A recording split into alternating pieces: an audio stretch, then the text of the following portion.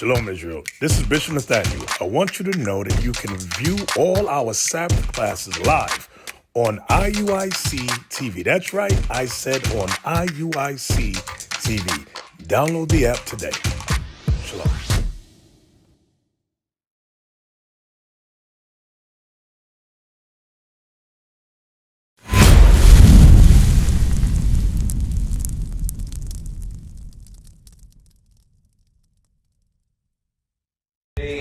Is fear. I think a lot of times, a lot of people have the, I want to say the misunderstanding of fear, but they have confusion of the fear that the scriptures speak about and they talk about.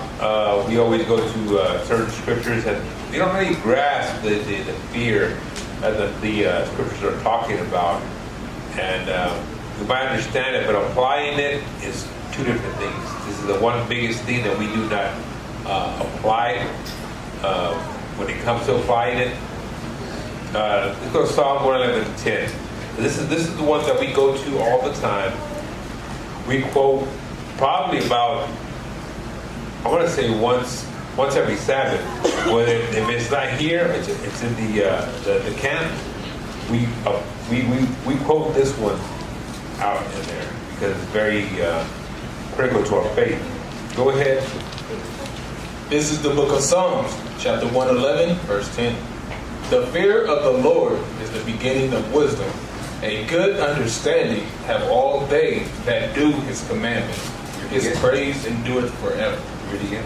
It's the book of Psalms, chapter 111, verse 10. The fear of the Lord is the beginning of wisdom. It says the fear of the Lord is the beginning of wisdom. So when you start fearing God,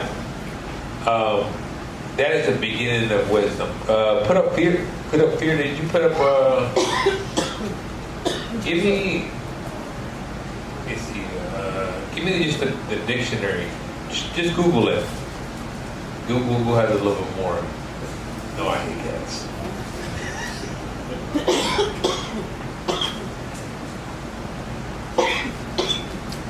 All right, go ahead. You see that, Raphael? Go ahead. Can you see that? Make it low. There we go. Okay. Fear, an unpleasant emotion caused by the belief that someone or something is dangerous, likely to cause pain or a threat. Synonyms: terror, fright, fearfulness, or alarm, panic, agitation, dread. What was that? Hit more on their hit more. Dismay, distress, anxiety, worry, uneasiness, apprehension, nervousness, nerves, timidity, disquiet, discomposure, unrest, foreboding, misgiving, doubt, suspicion. All right. Go back up. Go back out.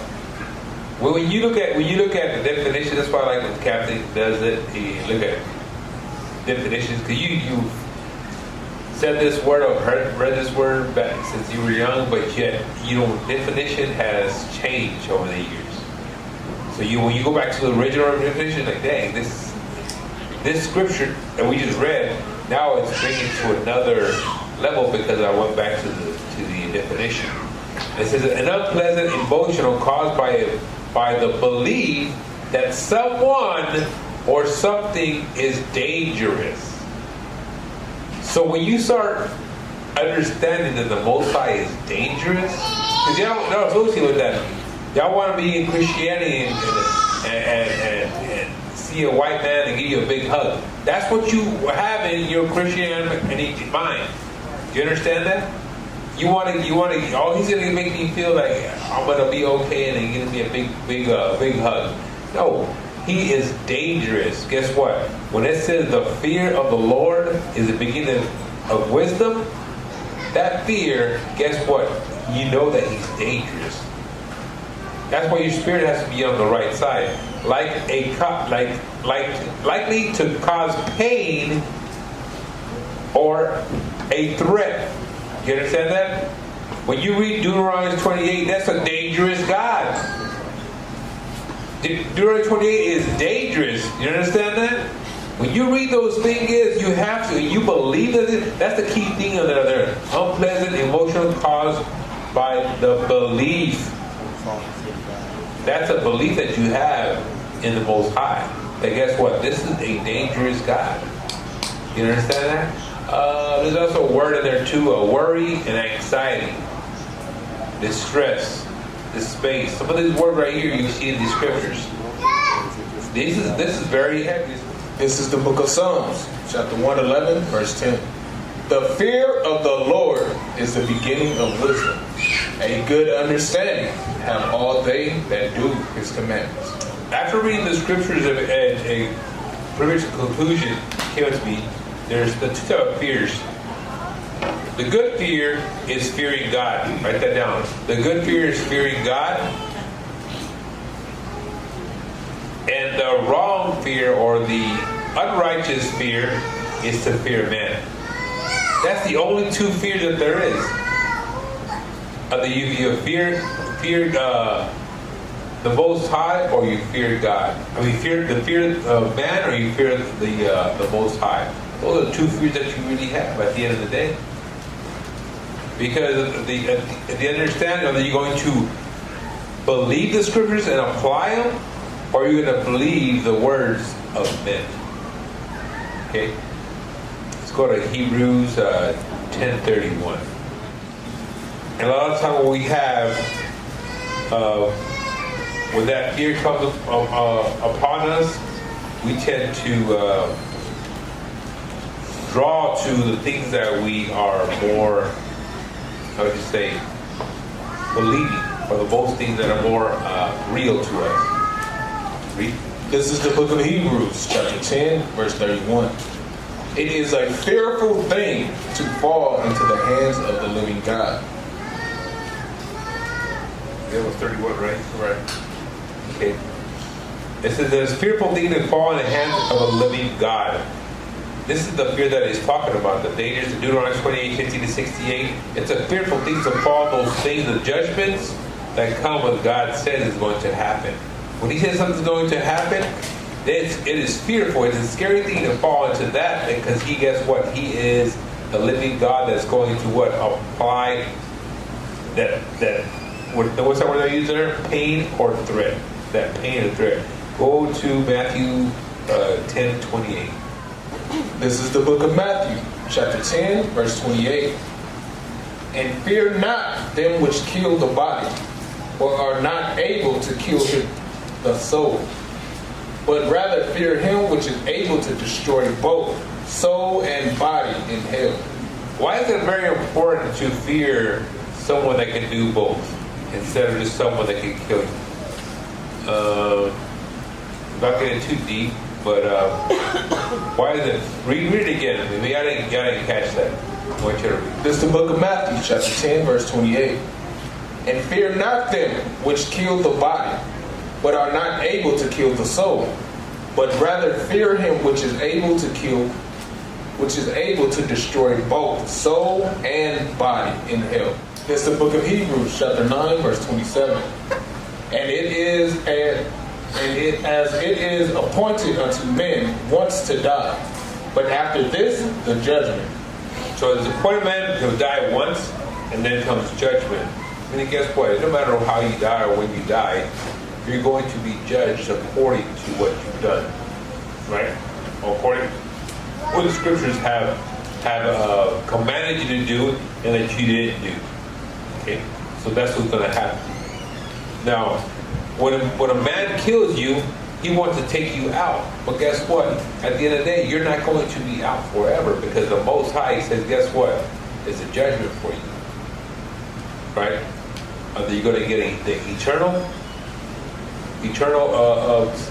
salvation, or eternal live forever, or you're going to get the eternal damnation. It's the book of Matthew, chapter 10, verse 28. And fear not them which kill the body, but are not able to kill the soul. So fear them. That's why when you understand that Esau has their way of trying to kill us off, or to put us out, They can't. We're not going to be disappeared. Do you know what I mean? They find things to kill us through the food that we eat, the things that we take in, the habits that we have, whether it be killing each other, the hatred for each other. Whatever they do, they want us to kill us, right? And kill us off. Just like in the time of Egypt, they were killing off the firstborn. Why is it very important why they're killing the firstborn? Because the men have the seed. They have the power to bring life back in their nation. And if we kill that off, then guess what happens? Then guess what? There's no more nation. There might be people that look like us around, but they're not us. You understand that? The same thing that goes with they're pushing the homosexuality.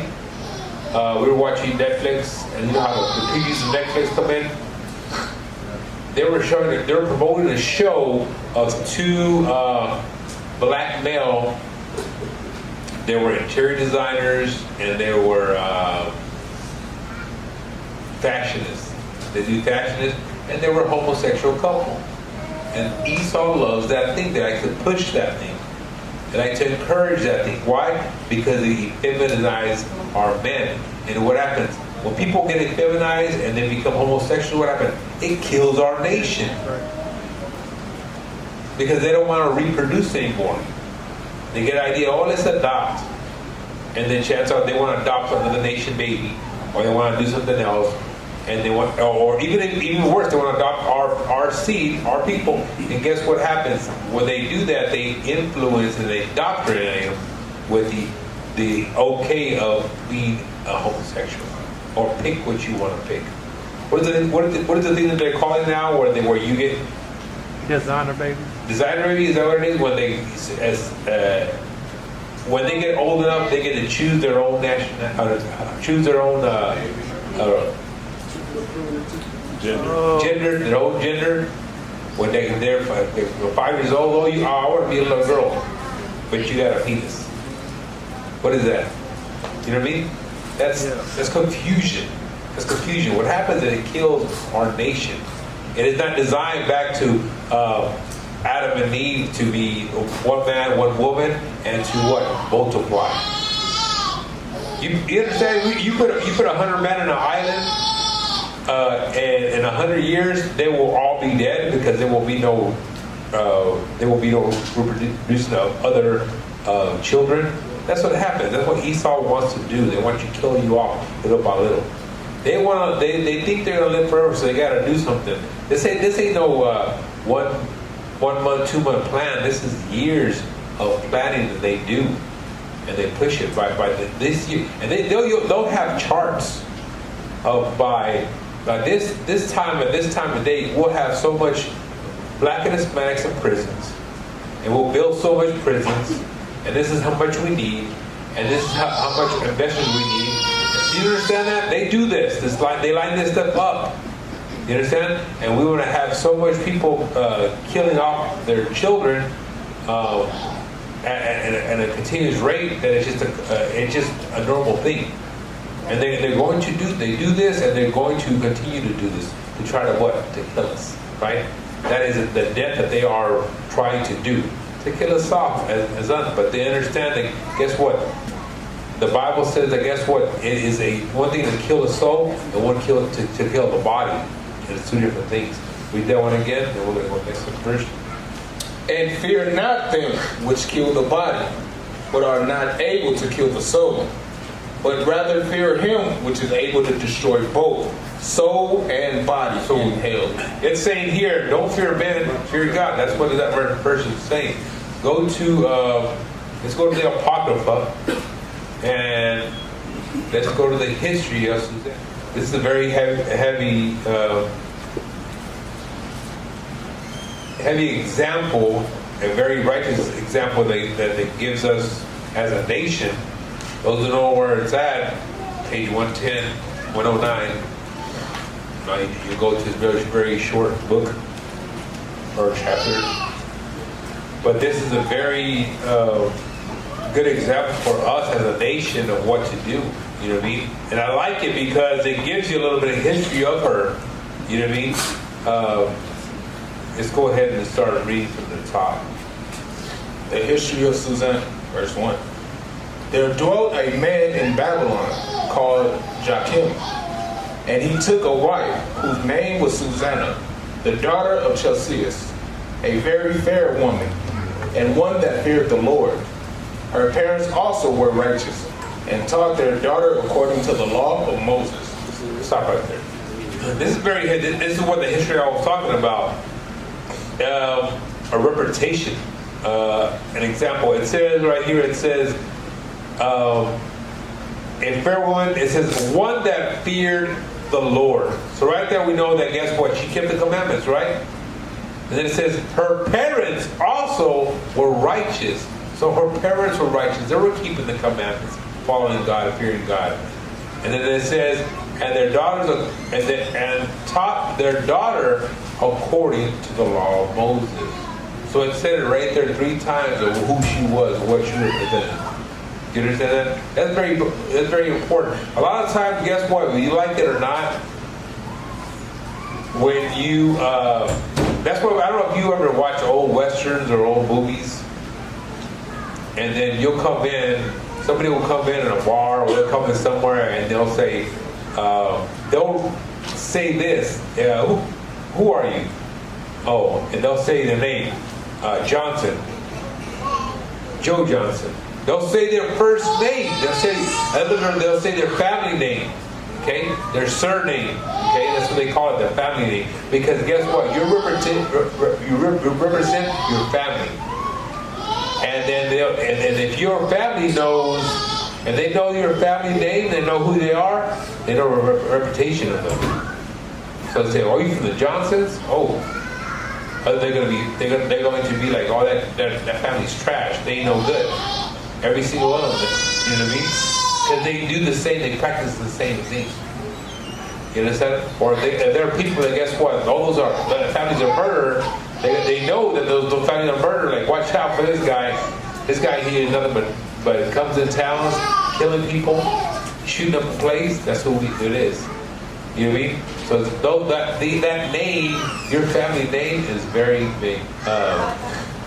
Who's the one that? Oh, James Bond. Remember he says that? Bond. James Bond. He represents his family first. A lot of places do that. A lot of other than the United States, they do that still. You know what I mean? And you have a history or a reputation from your family, because guess what? We know who they are. You know what I mean? And it's come to a point where, guess what? We're going to have that same thing too. Oh yeah, he's Israel. He's Israel. Watch out for that. You know what I mean? So go ahead and read the 3 again. Verse 3. Her parents also were righteous, and taught their daughter according to the law of Moses. Now Joachim was a great rich man, and had a fair garden joining unto his house. And to him resorted the Jews, because he was more honorable than all others. The same year were appointed 2 of the ancients of the people to be judges, such as the Lord spake of. That wickedness came from Babylon, from ancient judges, who seemed to govern the people. These kept much at Joachim's house, and all that had any suits in law came unto them. Now when the people departed away at noon, Susanna went into her husband's garden to walk, and the 2 elders saw her going in every day and walking. So right here, we're going back a little bit on 5, where it says appointed 2 ancient of the people to be judged, such as the Lord spoke of. That wickedness came from Babylon. So he's showing you already what kind of judges that we're judging with. You know what I mean? So that's already showing you. That's another reputation that's going to be showing. You know what I mean? With that right there, and you hang around with that the one friend, or you hang around with people that are just kind of like, yeah. And you hear something from them. Oh, what so and so stole this? If you know that person's a righteous person, like no, you might have saw something that you didn't see, or maybe they paid for it earlier or something. But I know that person that they're not thieves. You know what I mean? But when you hear about somebody stealing that's typically doing wickedness or other, you're like, you think yeah, they did. Like, you don't have to judge them because you're already like, yeah, they stole it because they're just, that's how they are. I know who they are. That's Bobby from the streets, always stealing something. In and out of juvie. Go ahead. And the two elders saw her going in every day and walking, so that their lust was inflamed towards her. And they perverted their own mind, and turned away their eyes, that they might not look unto heaven, nor remember just judgment. So this is a very important, this is what we like to do a lot of times when we don't fear God. When we want to do something that, guess what, is in sin, we want to turn our eyes from heaven, turn our eyes from the scriptures in righteous judgment. Because guess what, that judgment is going to come whether you like it or not. And we turn our eyes from it to what? To fulfill our sin, to fulfill our lust, right? And when you do that, what happens is, guess what? You try to erase what God has said, but guess what? God's not a liar. He's going to do what he says he's going to do, right? Go ahead and read. And howbeit, they both were wounded with her love, yet durst not one show another his grief. For they were ashamed to declare their lust, that they desired to have to do with her. Yet they watched diligently from day to day to see her. And the one said to the other, Let us now go home, for it is dinner time. So when they were gone out, they parted the one from the other. And turning back again, they came to the same place. And after that, they had asked one another the cause. They acknowledged their lust. Then appointed they a time both together, when they might find her alone. And it fell out, as they watched a fit time, when she in, as before, with two maids only, and she was desirous to wash herself in the garden, for it was hot. And there was nobody there save the two elders, that had hid themselves and watched her. Then she said to her maids, Bring me oil and washing balls, and shut the garden doors, that I might wash me.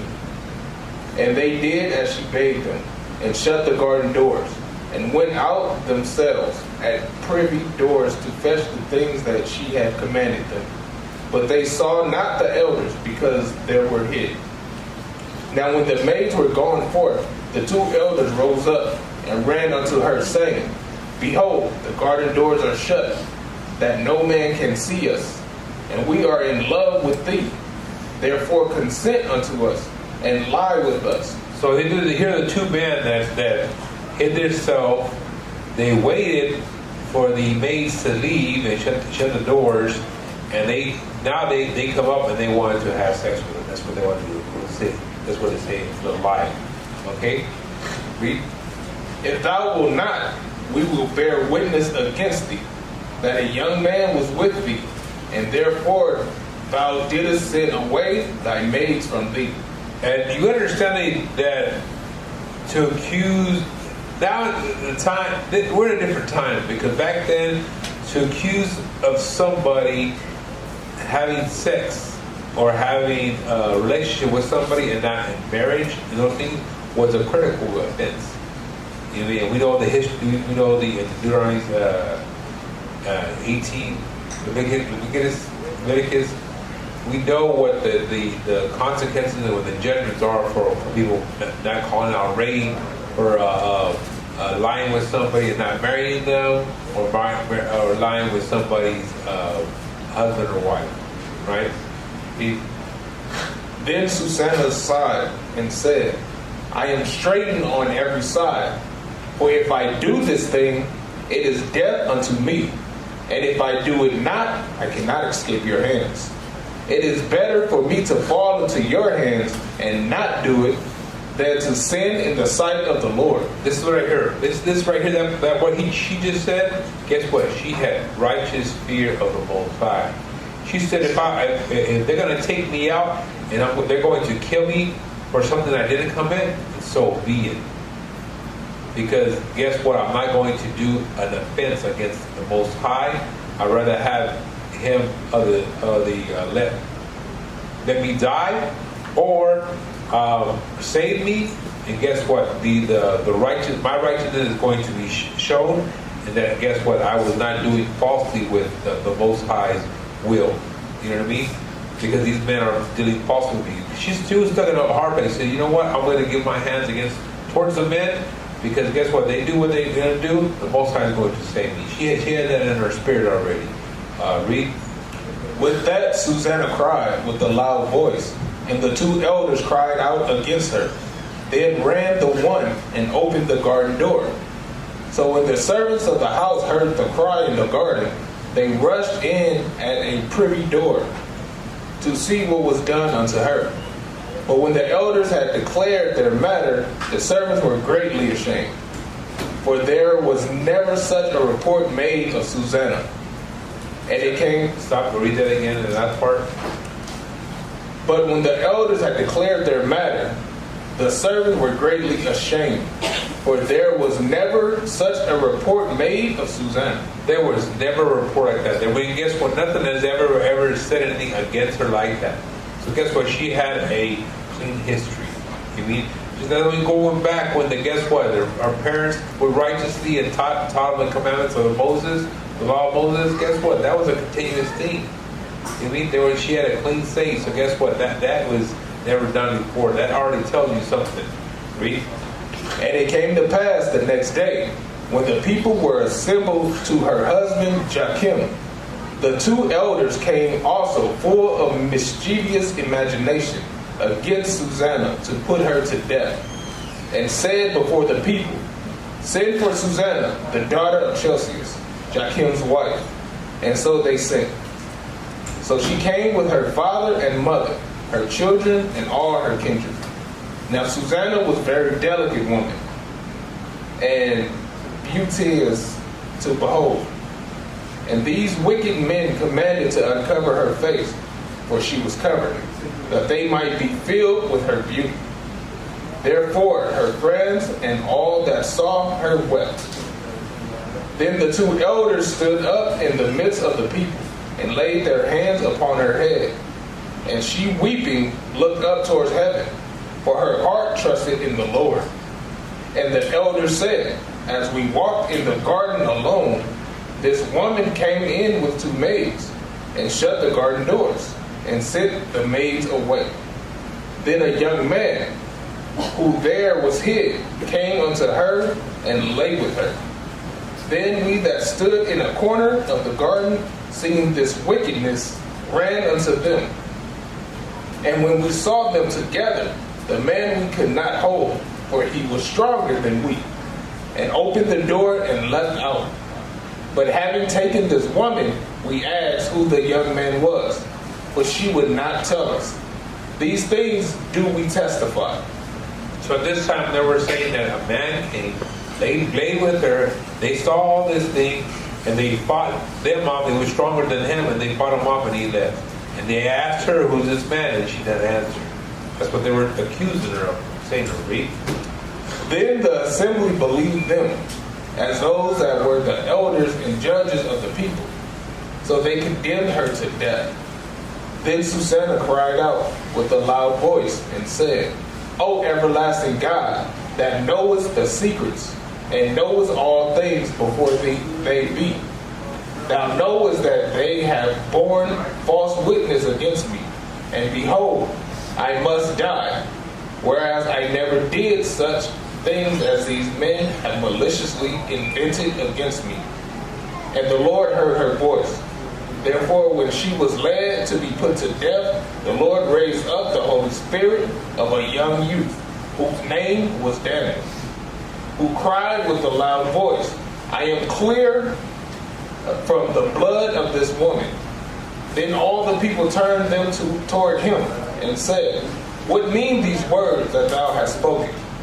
So he, standing in the midst of them, said, Are ye such fools, ye sons of Israel, that without examination or knowledge of the truth ye have condemned a daughter of Israel? So he was Daniel that rose up, and he yelled, he cried out to the blood of this, I am feared of the blood of this woman.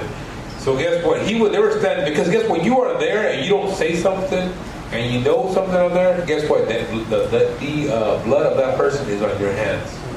If you know something, or you know something, and he called something very important to the Israel. He said, "Are you such fools, you sons of Israel, that without examination or knowledge of the truth, you be condemning a daughter of Israel?" They were asking him, without examination, without without looking into something, you're already condemning her. You are fools. That's what he's saying there. I hope that. Give me Sirach. It was Sirach 15, Sirach 11, right? Let me get it right quick.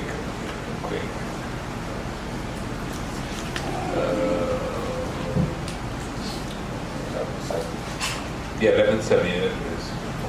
Yeah, I'm going to show you the commandment, and also what we're supposed to be doing. Read 7. Read 7 and 8. This is the book of Sirach, chapter 11, verse 7. Blame not before thou hast examined the truth. Understand first, and then rebuke. That's what we do in Israel. We guess what? Blame not, ask questions, make decisions, take counsel, and then rebuke. Right? Read. Answer not before thou hast heard the cause. Neither interrupt men in the midst of their talk. Well, brothers are talking and stuff, or making judgments, or some situation going there, let them hear them out. Because guess what? A lot of times they hang themselves. If somebody's at fault, they hang their own self by saying something. You know what I mean? That's what they were talking about. Go ahead, let's go back, continue reading.